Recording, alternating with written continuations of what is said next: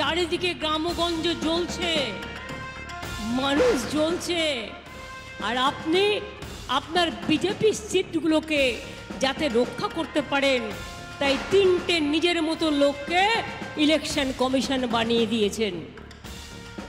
আপনারা জানেন, আমি তাকে স্যালুট জানাই। ইলেকশন কমিশনের একজন মেম্বার চলে গিয়েছিলেন পদত্যাগ করে, বেঙ্গলের সাথে এই রকম ব্যবহার করা হচ্ছে বলে। আর আজকে যারা বসে আছে তারা কারা? বিজেপির লোক আর সাথে কংগ্রেসের বিরোধী দলনেতা, যিনি বলছেন হয় বিজেপিকে ভোট দিন, নয় সিপিএমকে, নয় কংগ্রেসকে ভোট দিন। বুঝুন, না আছে নীতি, না আছে আদর্শ। মতুয়া মা বোনেরা জেনে রাখুন, ইউনিফর্ম সিভিল কোড করছে, কাল আবার মিথ্যে কথা বলতে আসছে, আবার বিজেপি নেতারা কালকে মিথ্যে কথা বলতে আসছে মহুয়ার এখানে। তার কারণ মহুয়াকে নিয়ে ওদের খুব জ্বালা। মহুয়া যে মুখের ওপর কথা বলে দেয়, আর মহুয়া যে ওদের চমকায় না, আর মহুয়া যে ওদের ভয় পায় না, তৃণমূলটা লড়াই করে বাঘের বাচ্চার মতো। তাই ও বলে দিয়েছিল দেশে কি চলছে, কি রাগ, আমদানির পক্ষে হয়ে কেন আমদানির বিরুদ্ধে বলবে। 2, বিদেশের কিছু কিছু লোককে, আরে কার সাথে কার বন্ধুত্ব খুঁজে বের করতে গেলে, কেঁচো খুঁড়তে গেলে সাপ বেরিয়ে যাবে। কেঁচো খুঁড়তে গেলে দিল্লির নেতাদের সাপ বেরিয়ে যাবে। কি বলতে আসবেন? 100 দিনের টাকা দিয়েছেন, দেননি। দিলীপ ঘোষ যা বলে তা করে। ওনাদের খোকাও রোজ বলেন দরজা খুলে দিলেন লোক ভর্তি হয়ে যাবে। দরজা ভয়ে খুলছে না, খালি হয়ে যাবে। অলরেডি সব লোকজন আসতে আরম্ভ করেছে। আর ভোটের পরে পিসি ভাইপোই দরজা খুলে বসে থাকবে। মাছি মারার লোক পাবেন না, দরজা খোলার লোক পাবেন না, জল দেওয়ার লোক পাবেন। এই সবসময় একটা কিছু মিথ্যা কথা বলে মিডিয়ার লোকে থেকে ব্যস্ত রাখেন।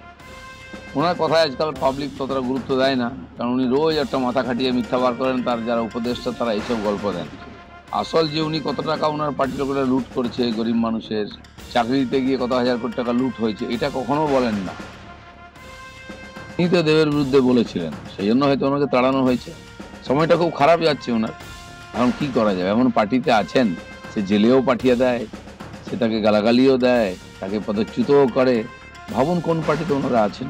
উনি তো পার্টির মধ্যে আছেন এত বছর, উনি কেন তথ্য দিয়ে দিচ্ছেন না? আমরা জানি কে কত টাকা নিয়েছে, এখানকার এমএলএরও টাকা নিয়েছে, আমার কাছে তথ্য আছে। তো কোর্ট দেখছে, কোর্ট দেখবে। আর উনি যদি চান এখানকার রাজনীতি স্বচ্ছ হোক, তাহলে উনি সহযোগিতা করুন, ইডিকে সিবিআইকে তথ্য দিন, তাহলে সব জেলে যাবে। নির্বাচনে দল যাকে মনোনীত করে প্রার্থী করে সিম্বল দিয়ে পাঠায়, আমার ব্যক্তিগত পছন্দ হোক বা অপছন্দ হোক, ব্যক্তিগত মতামত দায়ী থাক, দলের অনুগত সৈনিক হিসেবে তাকে কাঁধে করে নির্বাচনে জেতানোই একমাত্র কাজ হওয়া উচিত দলের সময়।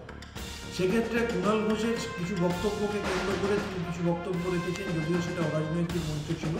সেই বক্তব্যের প্রেক্ষাপটে শৃঙ্খলাপরায়ণ তৃণমূল কংগ্রেস তার ঊর্ধ্বতন নেতৃত্বের সিদ্ধান্ত অনুযায়ী একটি পদক্ষেপ নিয়েছে, সে নিয়ে আমার কোনো কিছু বলার নেই। দলের অনুগত সৈনিক হিসাবে দলের সিদ্ধান্ত নিতেই পারে বলে আমি মনে করি।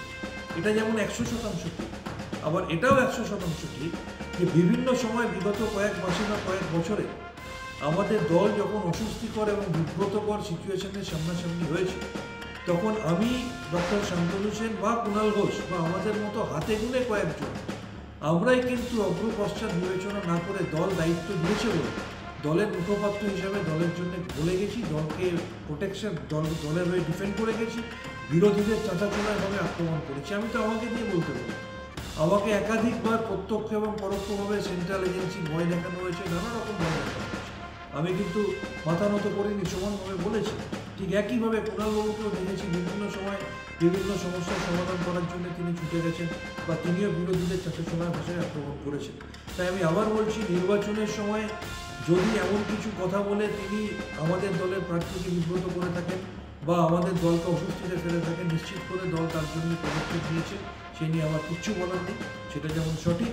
আবার পাশাপাশি কোনো একটা মানুষের মুষ্টিমেয় একদিন, দুদিন, 3 দিনের কিছু বক্তব্যের জন্য তার অতীতে দীর্ঘদিনের দলের প্রতি কনট্রিবিউশন সেটাও কিন্তু হুট করে শূন্য হয়ে যায়।